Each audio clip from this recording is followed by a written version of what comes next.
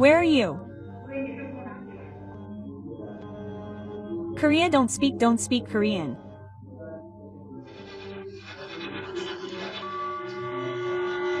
There's an emergency at Sydney Airport right now. When they show up, the panic completely changes. Unidentified Asian tourists are reportedly shaking up Australia. But something even more shocking has happened recently. The Chinese are starting to copy them. They say fakes can be identified in 3 seconds, and the real ones seem to be different. From airports to tourist destinations, they have a special way of distinguishing between the real and the fake, and airlines are competing to secure these routes.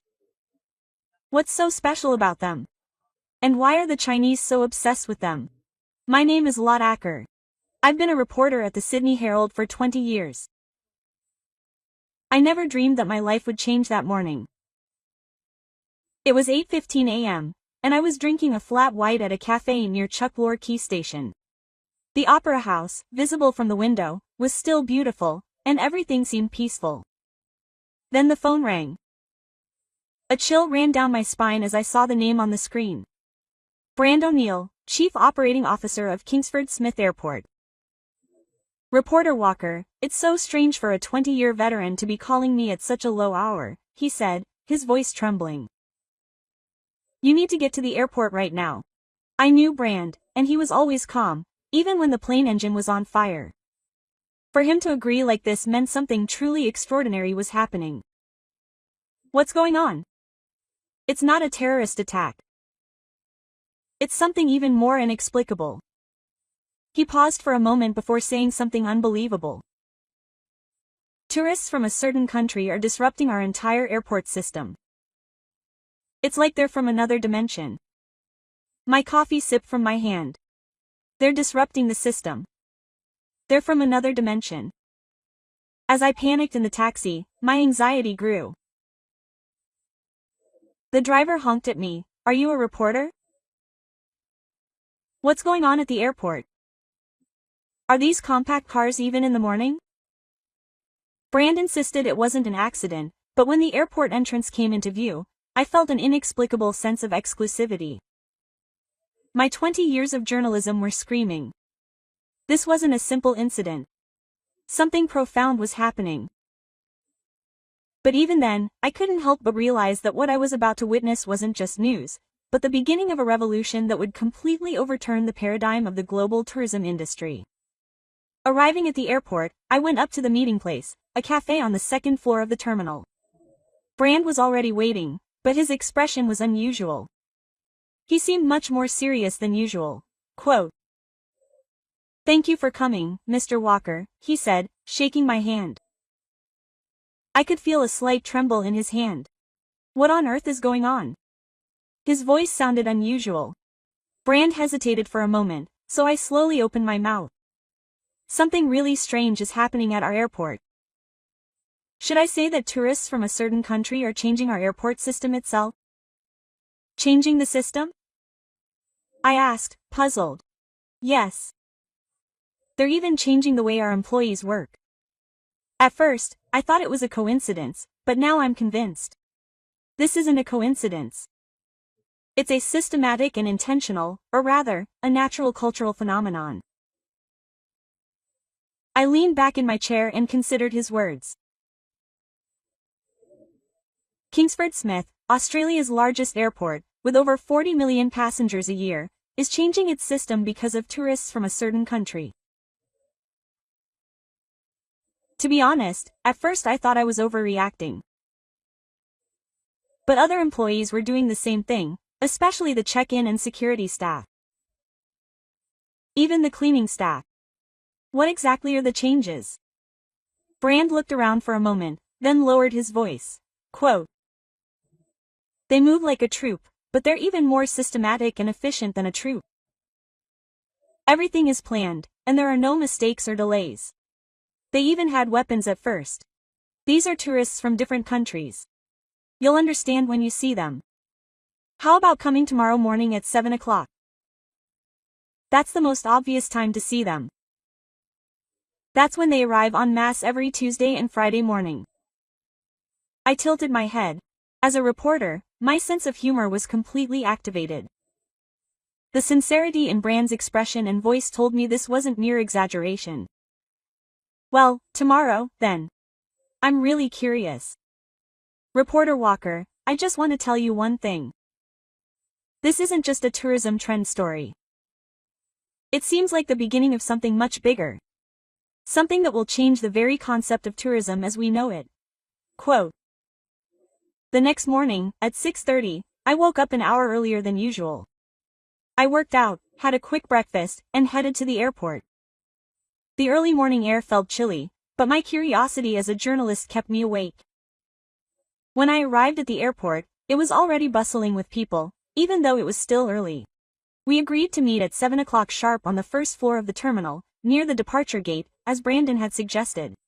I arrived a little early and walked around, observing the airport's usual scene. Kingsford Smith Airport always has a unique atmosphere in the early hours of the morning.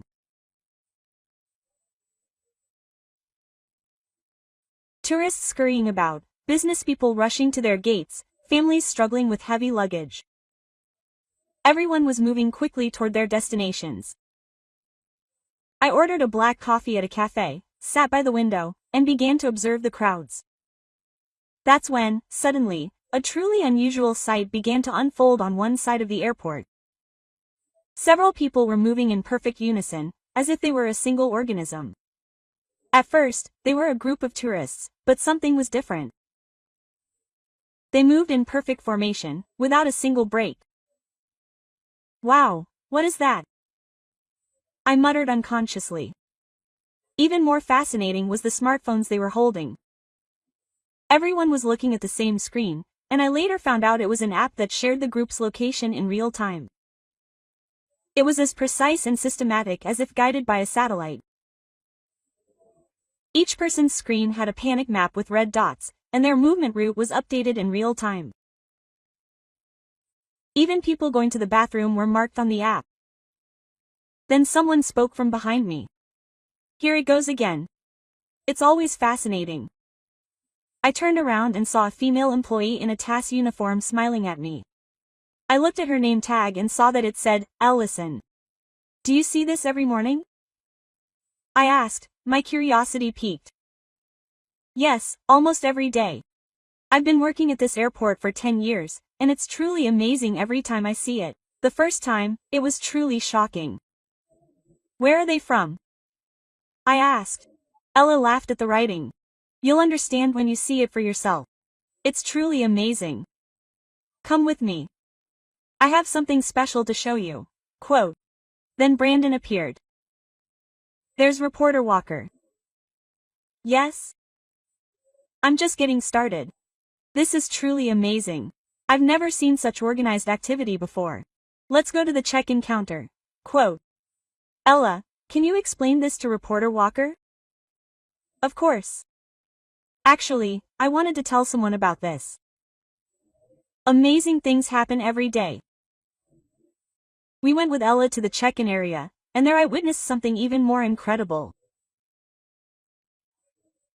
While other tourists resisted the check-in counter, they moved as if they were executing a pre-planned operation.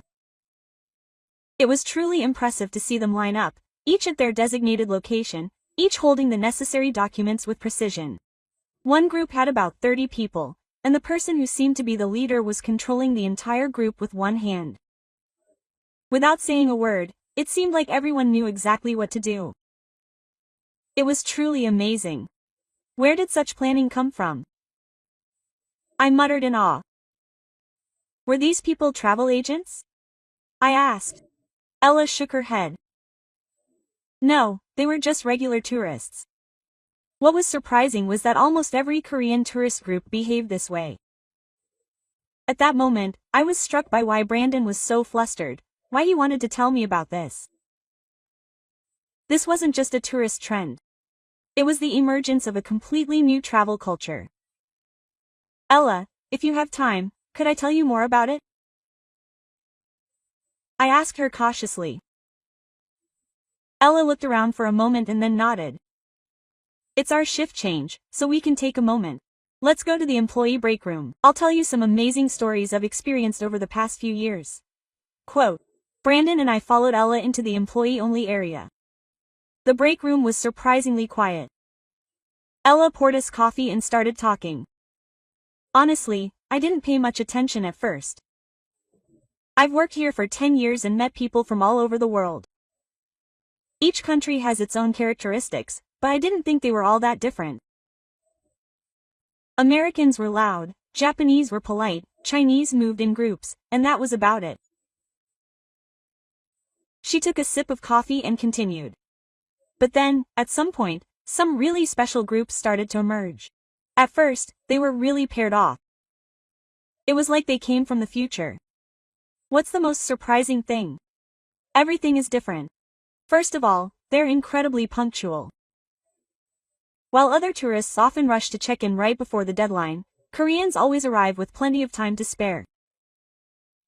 And they arrive exactly 2 hours early.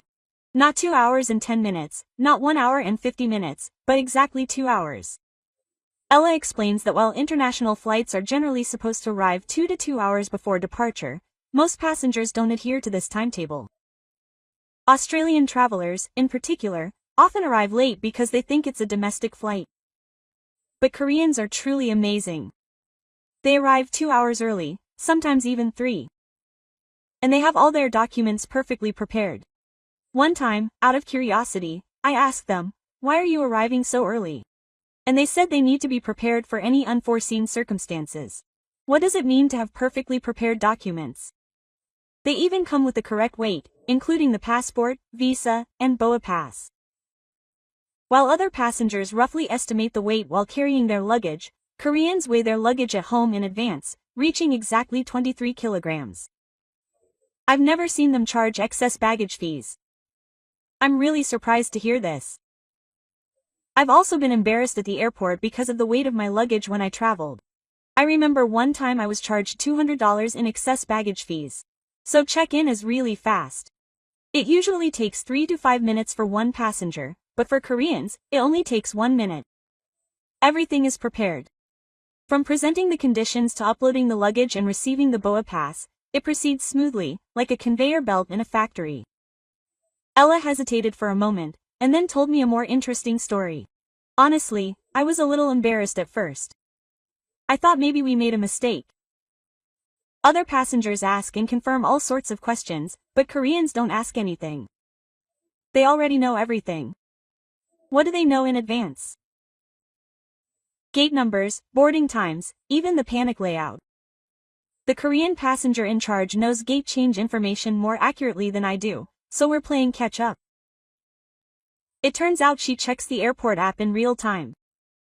At first, I felt a little weird, but now I'm really grateful. Her expression brightens. I have the least stress when I'm handling Koreans. It makes things so much easier. Other passengers take 5 to 10 minutes to check in, but a group of 30 Koreans checks in less than 20 minutes. What other differences are there compared to passengers from other countries? Ella thought for a moment and then gave a specific example. American and European passengers are usually individualistic. They try to do everything on their own, which leads to a lot of mistakes and a lot of time. On the other hand, Koreans, even though they move in groups, are really quiet and orderly. What does quiet mean? They don't raise their voices. They always seem considerate of other passengers, lest they make things difficult for them. And they never complain. Even if the flight is delayed or there's a problem, they just wait quietly. Instead, they use that time to do something else. This really impressed me.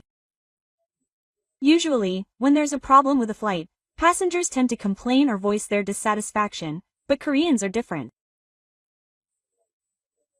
One time, a mechanical malfunction delayed check-in for 2 hours, and all the other passengers were angry and complaining. But the Korean audience waited quietly and encouraged us, telling us it was okay to take our time because it was difficult. One person even gave our staff some Korean snacks to eat. I could hear the sincerity in Ella's voice. I was so grateful for that. Actually, we were really stressed out, so hearing those words gave us strength. After finishing our conversation with Ella, we were leaving the break room when she suddenly seemed to remember something and said, "Oh, right. I have something I really want to show you, Reporter Walker. You'll be amazed. Quote.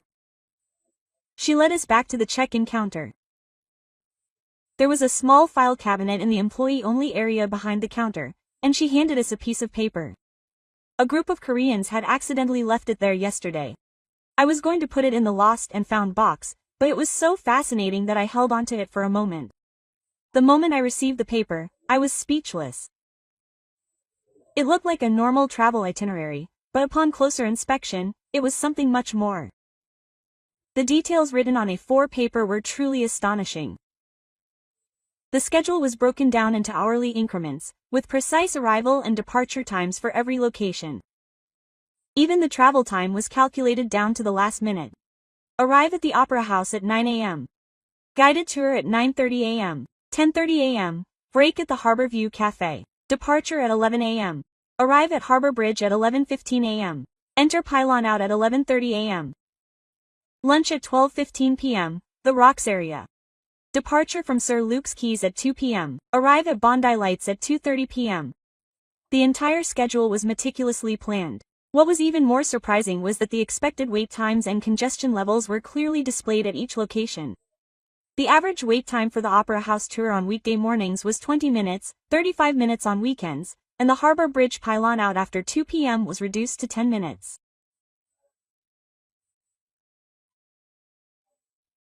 This was truly impressive. How did he know all this information? I asked in amazement. Brandon smiled and replied, "That's not all. Look at the chapters. They were full of even more detailed information." Quote, it included a map of the Chidney transportation system, along with the intervals between Gangno buses and estimated travel times. It even included weather information. There were detailed notes like, 30% chance of rain, umbrellas required, 22 degrees Celsius temperature, light jackets recommended, high UV index, and sunscreen essential. The most impressive part was the contingency plans. Plan B. The Biohouse tour was sold out, so it was changed to the Cyber Bridge pylon run out. Plan C. In case of rain, the Toria shopping schedule would be brought forward. Plan D. The light at Bondo would be changed to the Kuji light in case of a high wave warning. They had contingency plans for every situation. They even listed the pros and cons of each plan and estimated costs. These people are truly amazing. I was truly impressed by how systematically they approach travel. Ella showed me another piece of paper. This was a shopping list. As expected, Koreans leave these behind. This was also amazing, and the shopping list was also amazing. Prices for each brand were displayed in both Australian dollars and Korean won, and each store's location and business hours were clearly listed.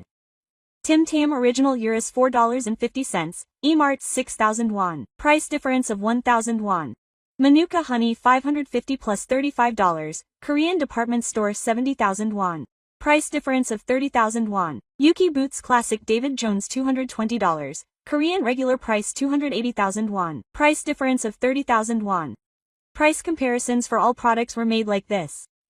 What was surprising was that they even took exchange rate fluctuations into account. Based on the exchange rate of 890 won per Australian dollar, there was even a note saying, consider postponing purchases if the exchange rate rises.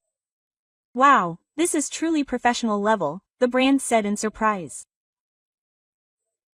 But what impressed me most was a small note at the very bottom of the plan: respect local culture.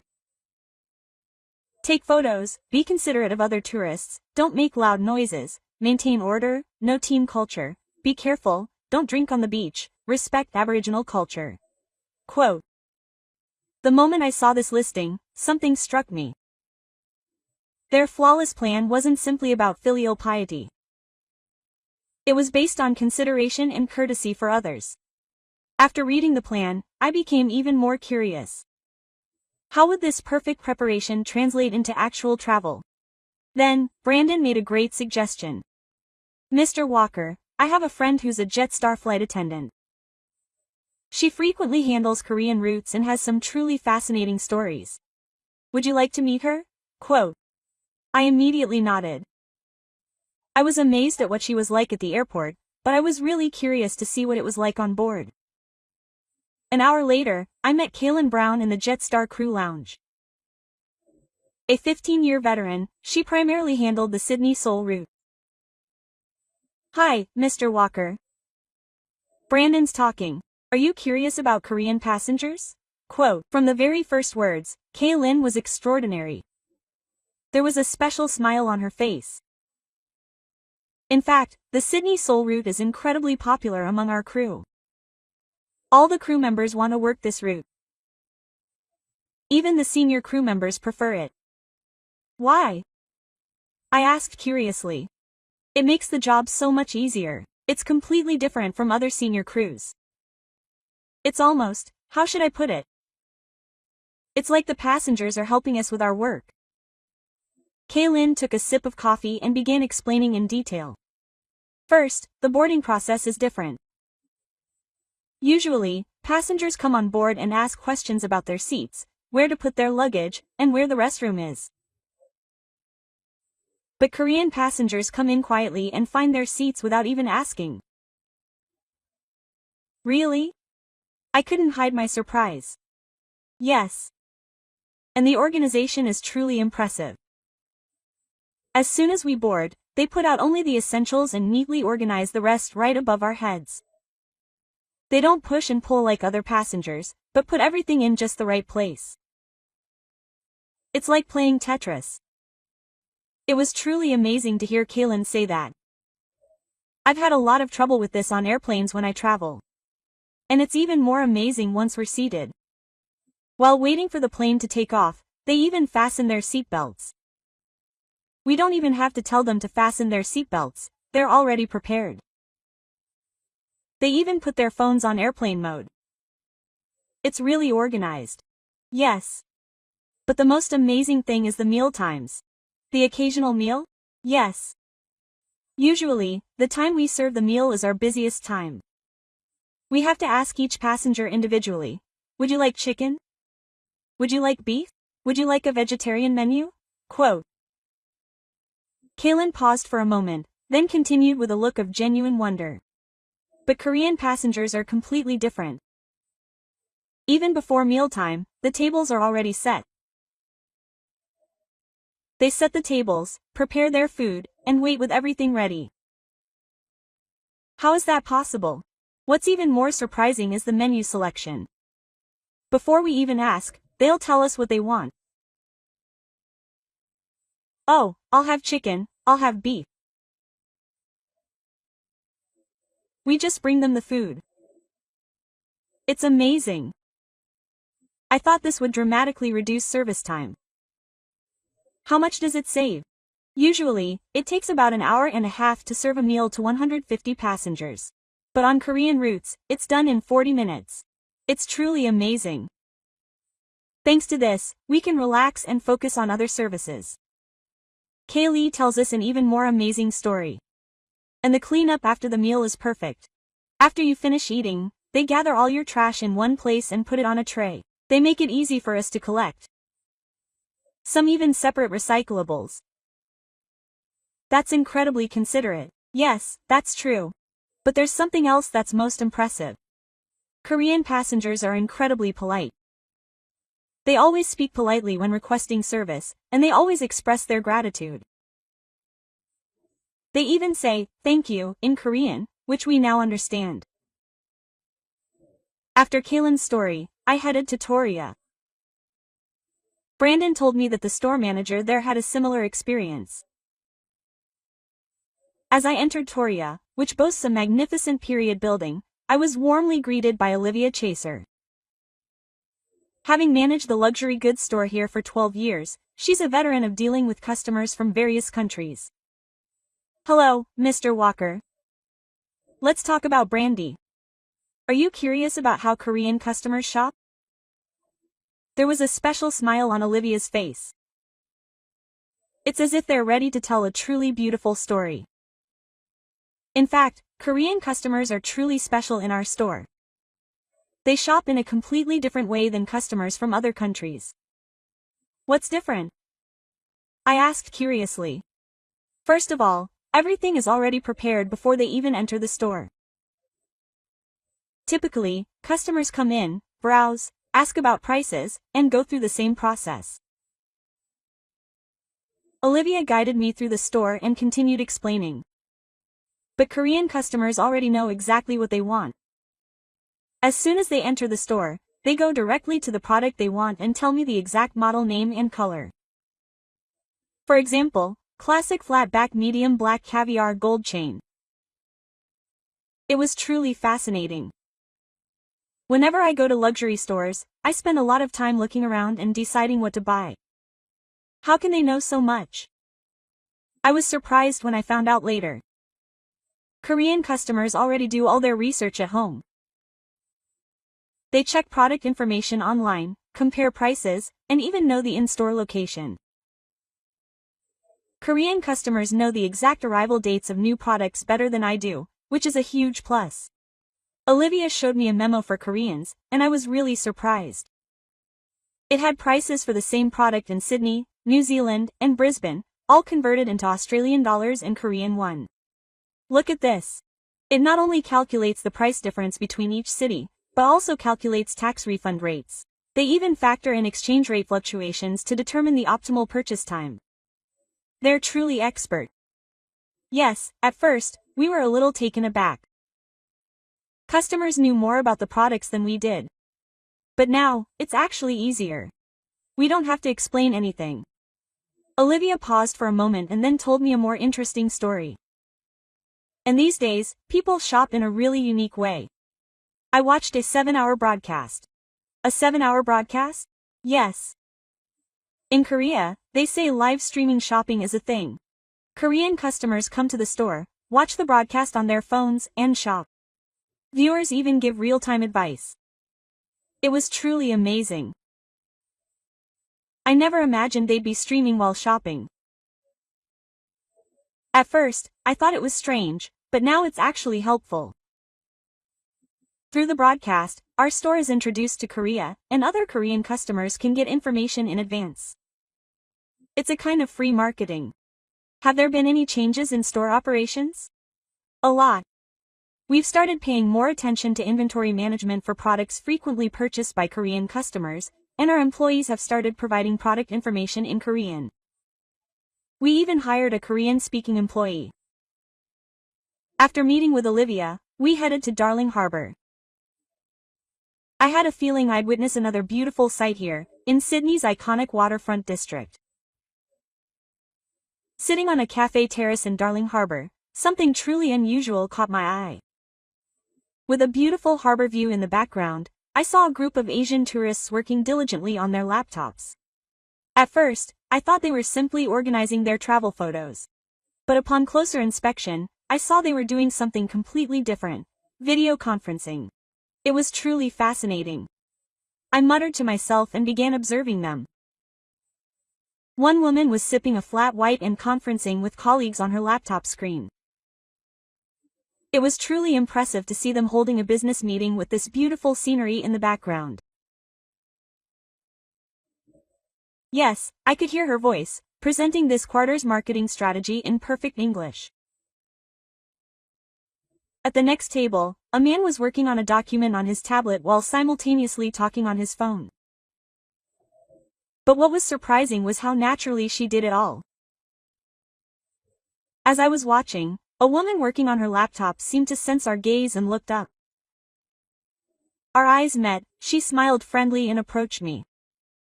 "Are you a reporter?" I thought she was interested in something. "Yes, I am. I work for the Sydney Herald." Quote. "Can I interview you?" "Of course. Just a moment. I'll wrap up the meeting." Quote. She signaled the end of the meeting to her colleagues on screen, closed her laptop, and offered me a seat. "My name is Tae Kyung Park. I'm a marketing manager from Seoul." "Are you working now?" "Are you on vacation?" Quote.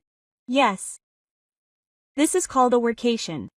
It's about working and traveling at the same time." The word workation was really refreshing when I first heard it. The very idea of combining work and vacation was new to me. How is that possible? Doesn't it seem a bit odd to work while on vacation? Tae-kyung explained with a smile. It's about taking advantage of the time difference.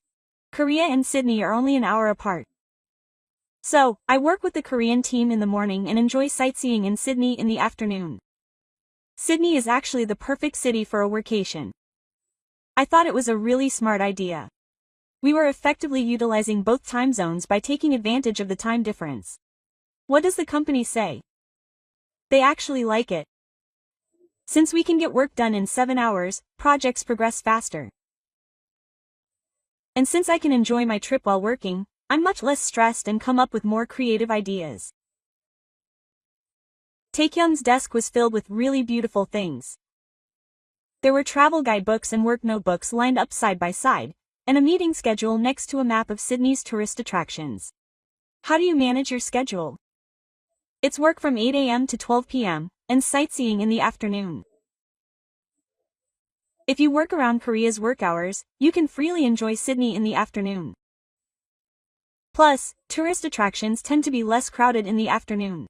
It was really systematic. Considering the time difference and the crowds at tourist attractions, I planned my schedule accordingly.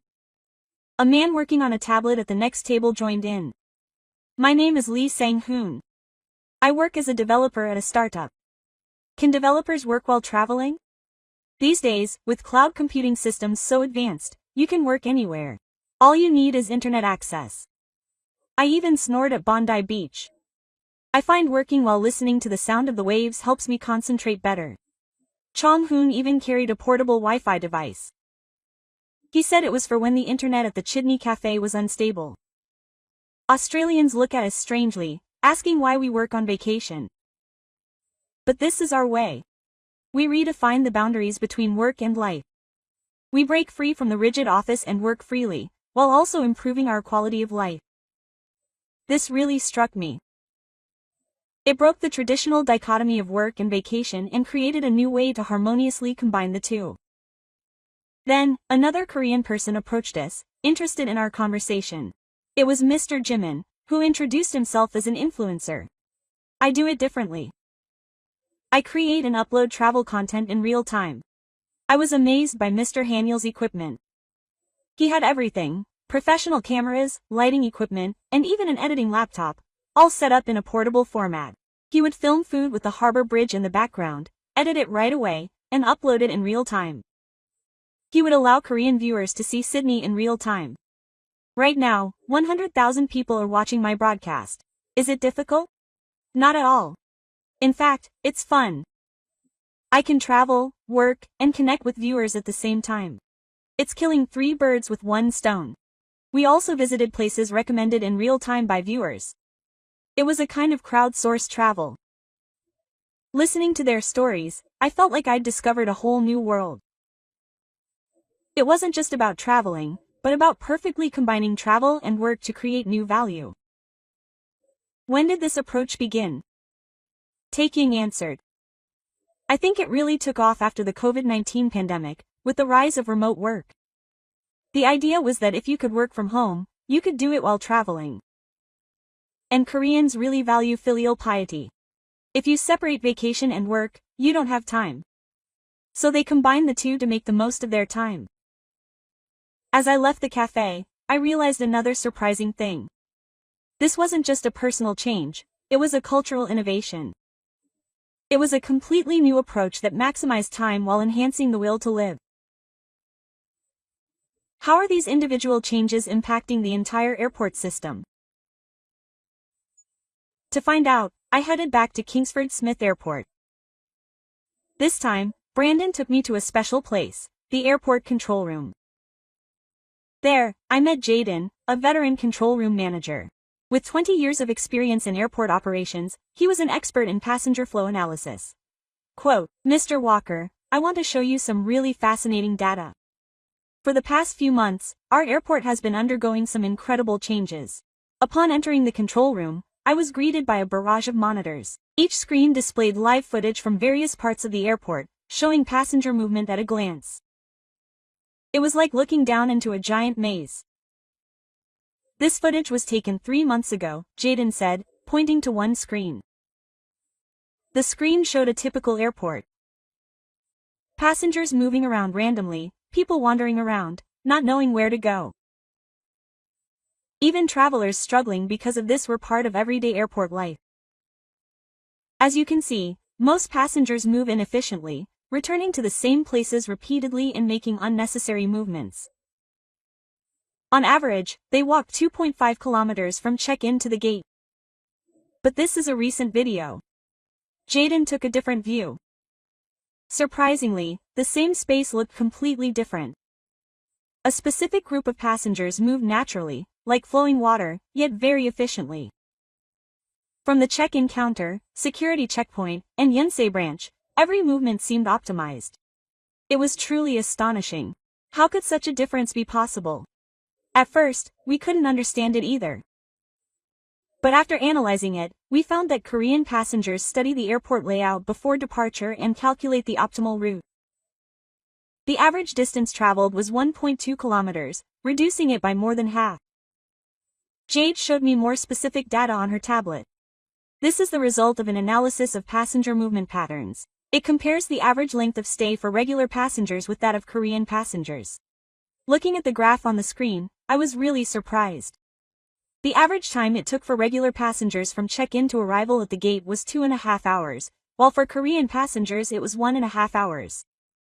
That's exactly an hour difference, a reduction of almost 40%. That's right. Even more surprising was the security checkpoint transit time. Regular passengers take an average of 25 minutes, while Korean passengers take less than 10 minutes. How can such a difference be possible? Be thoroughly prepared. Bring separate bags for liquids, and organize your laptop and tablets so they're easily accessible. Use belts and shoes that can be quickly removed. Even put coins in your pockets and bring them with you. Listening to Jaden's explanation, I thought it was really systematic. He said they anticipated and prepared for every procedure in advance. But this efficiency also affects other passengers. Jaden showed me other data. After analyzing the movement of Korean passengers, we made some adjustments to the airport facilities. We changed the location of signs and rearranged waiting areas. As a result, overall passenger movement efficiency improved by 15%. It was truly remarkable. The effective actions of one group led to improvements in the entire system. In fact, Korean passengers actively use airport apps to check congestion levels for 7 hours and even calculate security checkpoint wait times before moving. They even check the location and availability of restrooms. Is this information publicly available? Yes, it is a service provided by our airport app. However, most passengers do not utilize it. But Korean passengers were really active in using these features, which led us to improve our app. Jade continued to show us some fascinating data. They even claimed their luggage faster than passengers from other countries. They check the baggage belt locations in advance and wait in the most efficient spots. They even calculated that the optimal location is exactly 3 meters behind the belt, slightly behind it. They calculate everything in advance. That's right. So we studied Korean passenger patterns to provide better service to other passengers. For example, when we marked the optimal waiting location near the baggage belt, the overall baggage claim time was reduced by 20%. The last thing Jade showed me was the results of an airport satisfaction survey. 93% of Korean passengers are satisfied with airport service. Considering the average for other international passengers is 78%, that's a really high number. Why is the satisfaction so high? I think it's because everything is within expectations. We've planned and prepared in advance, so there aren't many unexpected situations. On the other hand, other passengers often experience stress due to longer than expected wait times or complicated procedures. It was a very logical analysis. Thorough preparation leads to high satisfaction. Now, we actually study the movements of Korean passengers. We analyze their efficient movements and use them as a reference for airport operations. It's a kind of re-lab. Thanks to this, the operational efficiency of the entire airport has significantly improved. Other passengers can also use the airport faster and more conveniently. Korean passengers taught us this. When I left the control room, I was deeply impressed. I witnessed the amazing process of how small individual changes can lead to system-wide innovation. This wasn't just a tourist attraction, it was the beginning of a truly meaningful change. After leaving the control room, I slowly began to explore the airport. I began to notice changes I hadn't noticed when I first arrived. I wanted to see for myself how the system improvements Jaden had mentioned were actually taking effect. The first thing I noticed as I walked through the terminal was the signage. Korean signs had been added throughout. They weren't just translations, they even included answers to frequently asked questions from Koreans. From basic information like where to find your luggage, currency exchange, and the Yonsei branch, to detailed information like how to connect to airport Wi-Fi and transportation options, there was also detailed information in Korean. There was even practical information like the 58 card charging station, Sydney, and the fastest way to downtown. I spoke to the staff working near the check-in counter. When did the Korean signs appear? They started being installed one by one a few months ago. As the number of Korean passengers increased, we felt the need for it. At first, we used Google Translate, but Korean passengers would correct it for us, making it more natural. The employee told us a fascinating story. At first, we didn't know Korean ourselves, so it was difficult, but these days, we're even receiving simple Korean lessons. We can say basic greetings like, hello, and, thank you. Why did you learn Korean? Korean passengers really like it. They're really happy to greet us in Korean and are more friendly. So, I learned it naturally. Now, I can say things like, thank you for your hard work, and, have a nice trip. Hearing this story was truly touching. It shows the effort to overcome the language barrier and connect with each other. Moving to the duty-free area, I noticed another change. The store layout had changed. The flow of traffic had been improved to be more efficient, and the waiting area had been expanded. I asked a duty-free shop employee and got a truly fascinating answer. They analyzed Korean customers' shopping patterns and changed the store layout. They figure out what products they're most interested in and how they move, and then make improvements to make shopping more convenient. What are other customers' reactions? They're really great. We made improvements specifically for Korean customers, but customers from other countries also say they find shopping more convenient. In particular, placing Australian specialty products like Tim Tams, Manuka honey, and medicinal products near the entrance increased sales. These changes were evident everywhere. There were more outlets for charging phones in the rest area, and the free Wi-Fi speeds were faster. All the changes were designed to improve efficiency and convenience. Patrick, a security guard I met near the security checkpoint, shared more specific details. He said, thanks to Korean passengers, my job has become much easier. They go through security screening early, so waiting times are reduced. What's the biggest difference? In the past, we had to explain things to each passenger. Put your laptop out, put your liquids away, unfasten your seatbelt. But Korean passengers already knew everything and were ready before we could even ask. Other passengers even helped us out. Patrick told me an even more surprising story. Other passengers began to observe and learn from Korean passengers. They observed how to prepare and what order to move, and they imitated them. Thanks to this, the overall security screening time was reduced by 30%. It was truly a fascinating phenomenon. Koreans' efficient methods were influencing other passengers. So overall, security screening time was shortened. Korean passengers were a good example. We now call Korean passengers our working manual. After finishing our last check-in at the airport and resting, I began to organize my past experiences on the train back to the city. As I gazed out the window at the passing Sydney cityscape, countless puzzle pieces began to fall into place in my mind.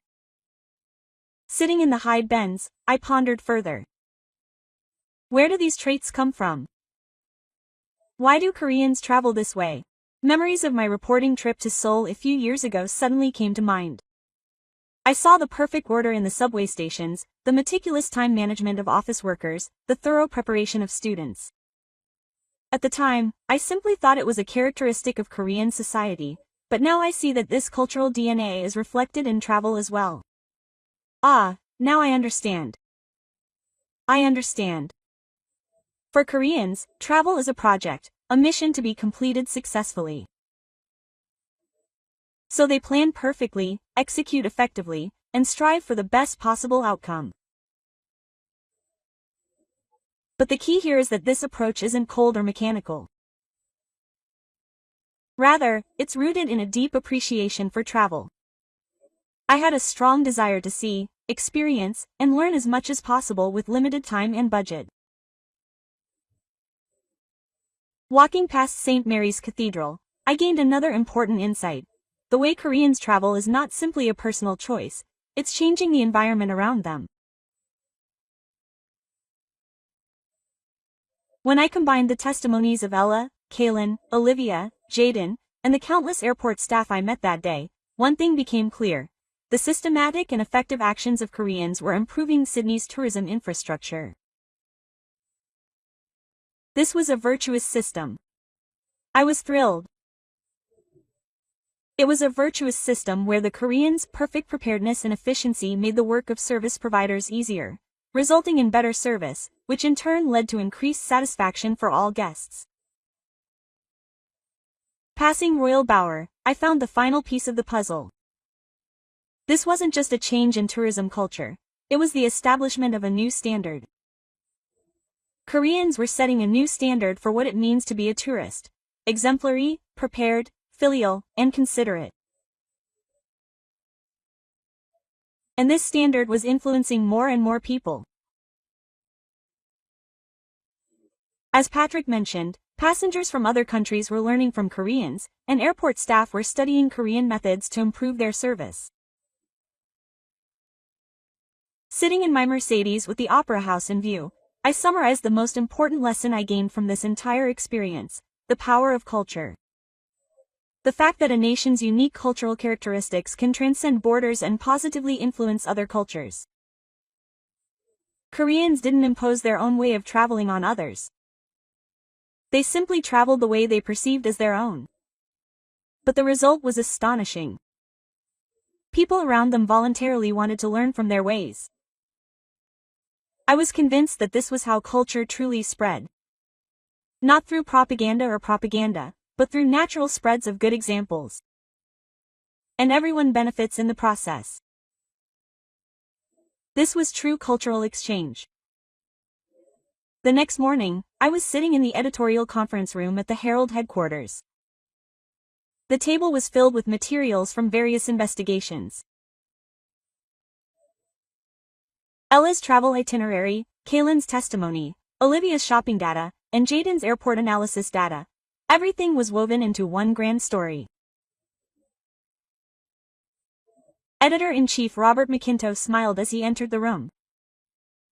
A veteran journalist with 30 years of experience, he was known for his instincts for a good story. "Walker, I heard you received a really interesting tip." I wondered what it was. I prepared my presentation, my heart trembling.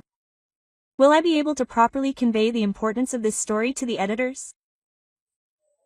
Editor-in-Chief, colleagues, the story I'm about to tell you today isn't simply about tourism trends. What we're witnessing is a cultural revolution. The reporters in the conference room were all focused on me.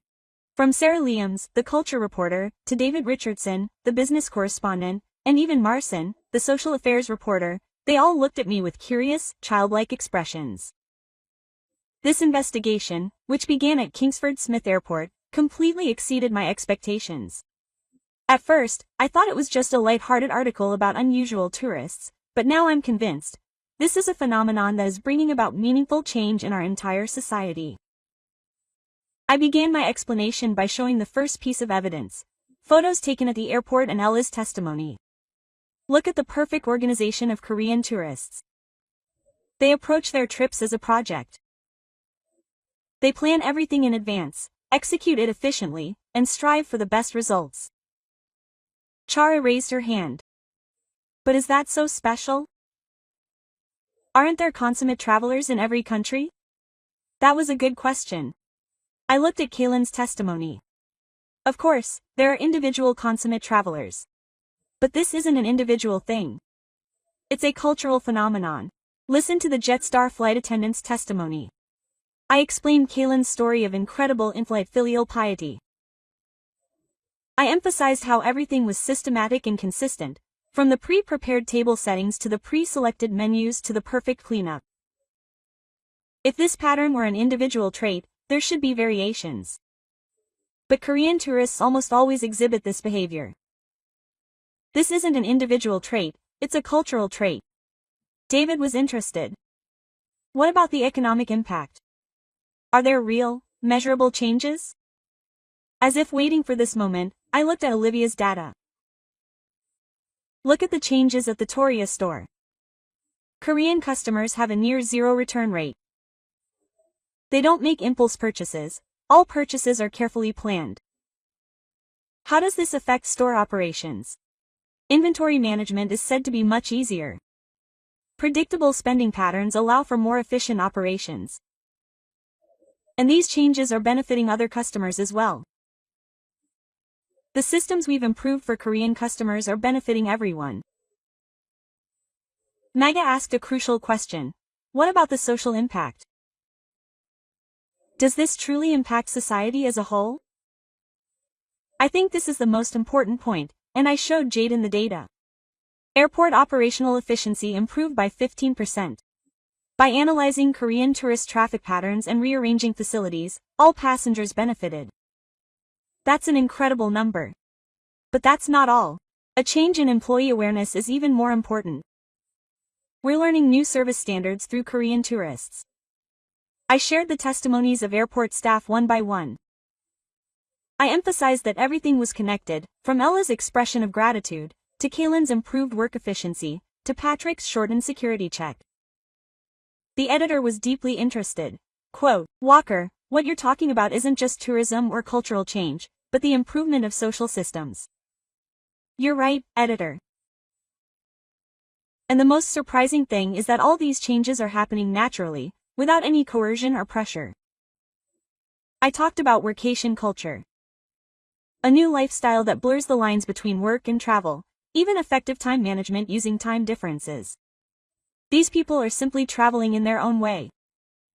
But the result is improving the environment around them. Others are also willing to learn. Chara made an important point. But doesn't this perfectionist approach also take the fun out of traveling? If you're too planned out, you might lose the ability to be spontaneous or make unexpected discoveries. I expected this question.